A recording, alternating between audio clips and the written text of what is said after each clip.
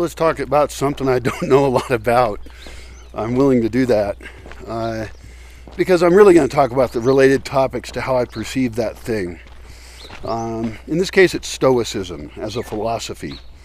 And you find it's fairly popular, I think stereotypically in my mind, with men, because men are in fairly oppressed positions where they have to be pretty stoical and they have to be pretty emotionally independent and strong in order to survive and to serve others. There's not a lot of caring about men. People will give it lip service a little bit, but that's why men do all the jobs that get them killed. And they really work hard, and they're fairly underappreciated.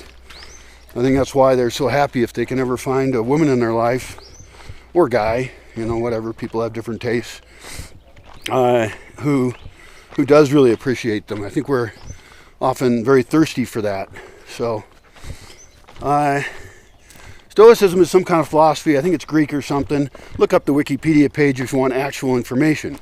If you want random thoughts about will and stuff, I'm your guy. So, first of all, I don't know if it's worth it to believe in any one philosophy to the degree you say, I am this, because, I don't know, when people are really into something enough, sometimes it's kind of annoying, and sometimes it's kind of fake. So, I might be like 80% stoic, but I know I have to work on my will, which is very hard to do. And you'll find in your own life, depending on your life and what kind of person you are, perhaps what age you are as well, it might be hard to make yourself do things that you know you should do, to take the hard path. Now, I've been good at taking the hard path my whole life, and I'm very stubborn, and I can take a lot of pain, but, I don't know if there's really even any philosophy that I would say, yes, I'm that.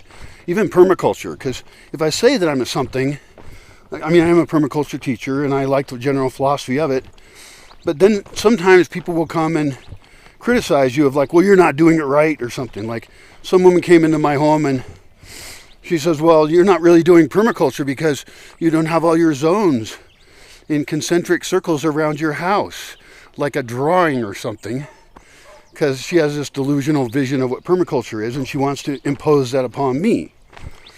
And I have my own view of permaculture, and I think zones are wobbly, and it depends on the landscape, and depends on your own values, what you put where, and depends what opportunities there are. Life is not some kind of perfect diagram of how we should live. Diagrams are useful as tools. Depends on the diagram, of course. Anyway, so back to will. As one person in your life, if you make decisions that go against the culture around you, the surrounding culture, good luck. You're going to have a really hard time. That could be in your diet choices or your relationship style or communication choices. If you want to not go with the flow, not be part of the crowd, well, you're going to mostly be punished in most cultures. That's just how it is. People want you to talk like them. They want you to act like them and do what they say to do. And otherwise, you're not going to be socially acceptable. This is the case with all kinds of situations. And I could mention a couple examples, but they might be distracting and just piss people off. And so you'll have to interpret that in your own life how you can. But obviously, we want to, many of us want to break free from that. We want to have a more personal identity and do things our way. And so that's one of the reasons I like to gather people who can make social agreements at a base level that give us a huge amount of personal freedom above that. And this is an ongoing theme you'll hear in a lot of my videos, this struggle between social agreement and freedom. And you might say, well, you can't break away, you can't do something different. And it's well, actually I can, and I have, at great cost. And you can't break away from having any social agreements. You can't have total freedom. You will be held to account, you'll be accountable to other people for your choices.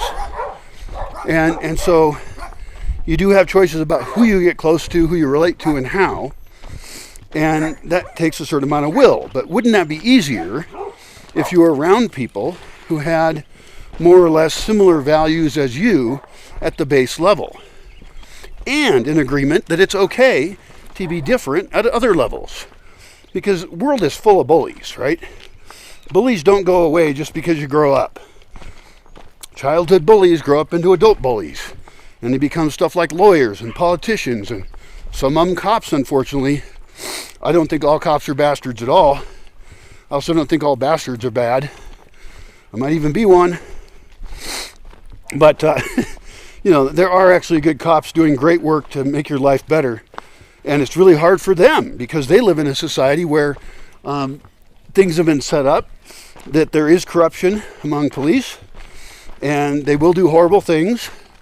They beat people up, they extort from them, and the kind of people who are attracted to be cops sometimes are those people. And that is a problem we have to fix because cops are so extremely important, and the good cops don't want the bad cops there. It hurts them. It hurts you.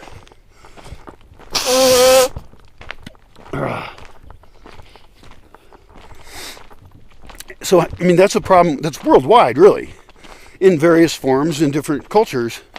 But corruption is inherent in the system. Whether it's civil forfeiture in the United States, where, the police, the government can take your shit and declare it guilty and not even have to prosecute you.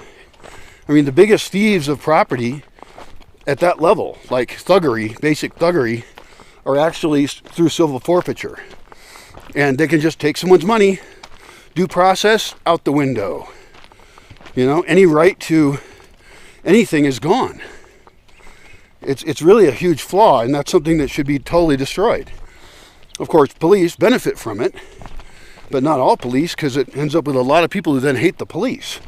And I would like to have a police force that we like. I would like to have officer-friendly protecting us all with laws that we support, laws that don't create black markets, laws that don't pit us against, freedom. And that means that we don't get to be in control of others. So like most vice laws are bullshit. So the one good book recommendation would be Ain't Nobody's Business If You Do. And that's about, we got to let other people do what they want to do. And you got to have freedom with responsibility. We can follow the non-aggression principle, not hurt other people. But vice laws are just welcoming corruption. Prostitution laws hurt women. They hurt their clients. They promote disease and violence, drug use, abuse, and prostitution is not going to go away. So you can either do it the right way or the wrong way. And distinguishing between those two options is pretty tricky, and there's a lot of details involved, I realize. And in general, I'm not big in favor of prostitution. I have visited exactly one prostitute in my whole life, and I don't feel like telling you any more about that. There was another case where my girlfriend suggested we hire someone to join us. It would have been really fun. And I'm a little, conservative about some things, and also, that kind of intimacy for me is very intimate, and I'm very cautious about it. But still, sometimes I imagine, wow, I missed out on an opportunity to have a whole bunch of fun. And yeah, it would have cost something because we've been, getting some very high quality talent. But anyway, so back to Will. Today, I don't want to walk into town. I also want to walk into town. Contradictory statements. That's how life is, and we got to surf between them and do what we're supposed to do. Or not. Like, I could have stayed in town. I could have, just sat there. I could have got a sandwich and a beer and then make some videos sitting around. Or I can take a walk. This will end up being a 7.5 mile hike. About 12 kilometers or so, I think. And my conversion rates are not always real good on that. In this case, I looked it up. Because I take this walk a lot, and it's a really pleasant walk. Like, look at this. There's no cars that come along this hardly ever. Rarely ever see a car here. Sometimes you'll see somebody with a donkey or a horse. Sometimes a motorbike. So it's a very pleasant walk, and it's really not that far once you set your mind to it. And back to talking about Stoicism, I think that oftentimes in our minds, things are more difficult than they are once we just take the first step and implement change in our lives. I recently made a video about media consumption and just playing video games and stuff. And this nice guy I've been talking with, he's a common commenter, mentioned how his whole family does that, and they've got their Minecraft world and all this. And in some ways, actually, that sounds pretty cool. And actually, it's a family activity, so it's not just solitary activity of playing with yourself in a room, but there's actually, that's something I can't completely criticize. It is a creative family activity, and they have a Minecraft world that's pretty neat. Actually, that's not the worst thing in the world. Now, it's true, it isn't physically very active, which sucks, but not everything has to be. Maybe, for example, in that situation, that same family could find some other group activities to do as well that they enjoy, like going on a group walk together. Walking is one of the easiest exercises to have. And it's just great to get out and see stuff. That depends a lot on where you live. Where you live, you might get mugged. There might be a greater risk to taking a walk. There's always risk, though. I mean, I could sprain my ankle on this shit, and then I'd have big problems for a long time. And I'm not in a position where I can handle problems right now. Like, I got enough problems. I got no plan B, And I'm not always sure what plan A is. But I'm pretty creative, and I have chosen the hard path my whole life. That's why I'm creative. That's why I'm smart. One of the reasons I moved off grid out to the forest, I did it when I was around 37 years old, because I was making a lot of money in the city. There was drugs and women. I could see the future, and it was looking just fine. And maybe I actually left a little too early, because I could have saved up a lot more money. Although I had a fair amount, but it went away. It costs a lot to live off grid, and especially if you pay for a lot of other people and their fun, which I did, which was dumb. So if we explore the idea of Stoicism, and I'll have to go look it up and find out just what kind of dumbass, irrelevant shit I've said, but I think it is about developing strong personal will, but let's admit that that's extremely hard to do. And so in some cases, we need to seek out other people around us to give us pro-social reinforcement for positive behavior, and get rid of the people around us who have negative behaviors. Like when I was younger, I had some friends I would get together with, and we all brewed beer, and we would sit around and chat. It was only one day a week. We would talk about stuff we would do to change the world and everything, and that was great. It was very nice. But I also realized as I was sitting there, we're not actually doing nothing. And there's a lot of people like that. They talk about changing the world, and they're frustrated with how it is, and they're frustrated with their own lives and the lives of others and the control systems we live under, but they don't do anything about it. Like right now, I'm kind of happy that people are pissed off at the political system, and that they're realizing that we're in ecologically difficult times, and that we have to take some actions, but they don't know what to do. But they're waking up to the problem, at least. They're waking up to problems I've been talking about for almost 40 years now. And that thrills me. I'm happy to see their frustration. I'm happy to see their lack of trust in government. I'm happy that some of them are seeing the need to destroy some functions of government that are actually illegal and not authorized by law. And I'm not on either side of anything. I want things to be actually correct. I want the government to follow the law. And I want people to not be oppressed. That seems like, from any perspective, that should be a good goal. From any perspective, liberty of the individual to do what they want with their labor seems like it would be an agreeable idea to anyone. And you could put that in very leftist terms or very rightist terms. Fine. Owning the means of production. Well, you're the means of production. You should own your labor, not some committee. The left often falls for that shit. They fall for, the authoritarian left falls for, we are going to be free by making systems that control us in favor of the people. And it's like, well, everybody claims they're in favor of the people, but anybody who's a politician is not. There's a few exceptions in the world that have occurred.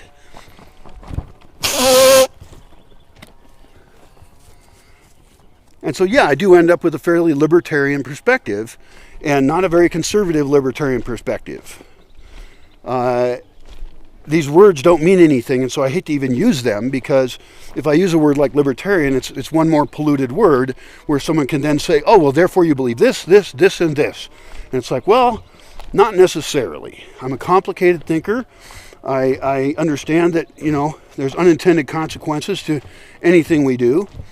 And so don't fucking place what positions I supposedly hold upon me that I may not. Don't try and kind of use this straw man argument that I, because of my demographic, believe anything in particular. Like somebody said to me, what's the issue? It was about a female politician. And I'm like, well, of course you're against her because she's a woman.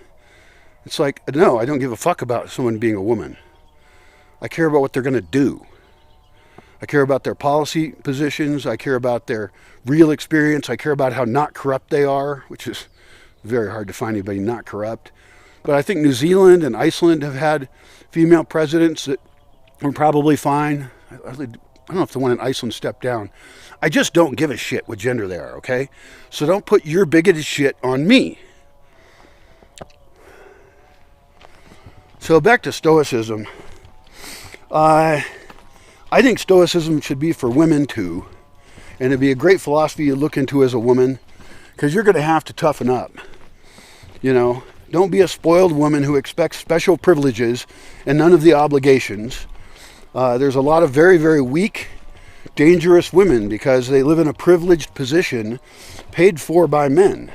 Women often make perfect socialists because they expect other people to pay for them. Well, there's huge societal consequences to that. Nothing comes for free. And so, and women use probably more social services. They definitely benefit more off marriage, which is why men are getting the fuck out of marriage. And actually, women are sometimes getting out of marriage as well. But, I don't know. It gets into tricky shit. And I'm not, even saying I might be interested in Stoicism to some degree also is dangerous. And so I don't even know if I could say I'm a libertarian, because that means something different to other people and things I don't agree with. And so these terms are so polluted, we cannot have a conversation about them. And I'm hesitant to label myself as anything except the things I'd have no choice but to label myself about. Like, obviously, I have a color of my skin, which, by the way, does not imply much about what you know about me. My family had to run away from oppression like many others. And I didn't grow up rich. I've lived in basements a lot. Some people, because I own a bunch of land, think, oh, what a rich capitalist pig owns all this land. And it's like, the total value of my land is less than the value of the houses most of my friends in the city have. Okay? And it's very expensive and hard to live this way. So don't get on my ass for being some rich capitalist pig, because I won't host you for free. Oh my God, people are such little bitches. Not to offend female dogs at all. They're wonderful. I have excellent female dogs. But God, what a bunch of pansies. Expecting somebody else to fucking pay for them constantly. They want universal basic income. Okay, let's start that with the actual poor people. Let's start that with people who earn $1 a day. And try and get your government to stop fucking them over. Universal basic income, the people I've heard promoting it are fairly, people in fairly well-off economies, where if they do any work at all, then they can get rewarded quite richly. Generally speaking. And I understand that economies are falling right now, and in the U.S. you're looking at a falling empire. So what are you going to do in a falling empire? Well, some suggestions I have would not be legal, so I won't make them. But I do suggest you take control over your own governance, so that you use it to promote the freedom of your fellow people, rather than oppress them, which is what every party wants you to think they're going to oppress other people for you, for your group. And it's like, no, don't fall for that shit, because then you live in a society of oppression. And that's what we live in right now in the industrial world, where lots of, other people far away are your slaves making cheap products for you. So toughen the fuck up and realize, holy shit, my civilization is going to fall, and I better start getting ready for that real quick. My solution, of course, get off grid, plant food forests, raise chickens and rabbits, create trusting relationships with other people, create subcultures in which you can trust each other, be very strong people. Train yourselves with martial arts. Train yourselves with martial arts using farm tools. If nothing else, it's good exercise. It's better than a gymnasium. And you might say, well, that's not militarily useful at all. A bunch of fuckers with farm tools. Well, I can see the future often pretty well. Not in a mystical way, but it might come in handy. And even just the attitude, if you're training your children this way. You look at like Sparta, and I don't know a lot about Sparta either. Sorry, I'm often talking about things I don't know a lot about, but they were known for being pretty fucking hardcore. Be strong or you die. And that's how societies are. Be strong. Right now, the U.S. has generations of weak people, starting mostly probably in the 50s, when the U.S. got rich after World War II. And then you got increasing generations where there was more and more young people who grew up without the need to work hard. They didn't need to have great ethics. And I can compliment the hippies like a lot for being innovative and thinking different, and I kind of am a hippie, but hopefully an advanced one. Because that was the rich kids. It was kids that came from families that afforded them the ability to travel and go somewhere else. They weren't all that, but a huge number of them were. And still, the hippies I meet traveling around the world, they're really well off. They're trustafarians. Some of them never had a job in their life. And they come from generations of weak people. And these people, a lot of them think they're hard workers, but they worked in an office. They invested in stocks. Their money is fake. They're not rich. They think they are. They're rich momentarily in a bubble of an empire that's going to fall.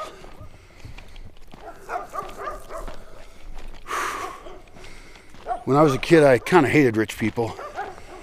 I don't hate them anymore. I think they need to be seduced. And I might be talking to somebody right now who's either poor or rich. Well, let's get together as a team and let's make a better world. We all come from different positions. We don't have to hate each other or fear each other. We can do a better job. That's empathy. And that's the only way we're going to succeed. That's in some sense unity. Although we're going to have a lot of diverse views and diverse values and even goals. But if we don't share the goal of freedom for all, prosperity for all, while protecting the commons, which I realize is a fairly controversial thing. One of the problems with freedom is you don't have the freedom to damage the commons. You shouldn't have the freedom to pollute waterways, to pollute the earth, perhaps not even if you own it. Although if you own it and it's private property, you'd probably be less inclined to do so since you're going to damage your own property value. Some people will still do it.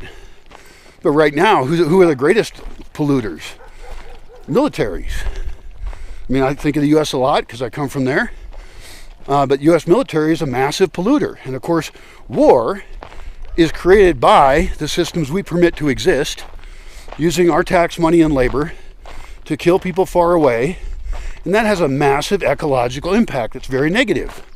It has a bad social impact. And it's made a lot of enemies of the USA. That sucks. It sucks to be from a country where your own government is making enemies and creating people that want to kill you. They even train terrorists. Most of the people that have been world leaders, many of them, not most, are people that the U.S. itself trained and then became their own enemies. They train their own enemies. And it actually helps the U.S. if they have enemies, because one of their enemies is actually the people. And so they use one enemy to scare the other one. They scare the people into submission. And they divide the people. Bad fucking shit, man. We all lose in this game. So toughen up, buttercup. You're in for a tough ride. And do that as a woman as well. Realize your privilege in the matriarchy. Realize that men do shit for women primarily.